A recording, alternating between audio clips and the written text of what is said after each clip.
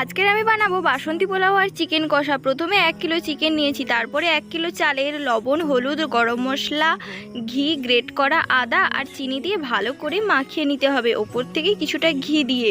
তারপরে কিছু সময় ধরে রেখে দিতে হবে। তারপর ভাতটা যে হাঁড়িতে হবে তার নিচে আমি ঘি দিয়ে ভাতটা বসিয়ে দিয়েছি। যতটা চাল নেবে তার দ্বিগুণ পরিমাণে তোমাকে জল নিতে হবে। এখানে দেখো আলুটাও কেটে নিয়েছি, আর এখানে পোলাওটাও আমার রান্না হয়ে গেছে। এখন কড়াইতে তেল দিয়ে আমি পেঁয়াজটাকে বেরেস্তা করে নেব। তারপরে তেল দিয়ে আমি আলুটাকে ভালো করে লবণ আর হলুদ গুঁড়ো দিয়ে ভেজে নেব।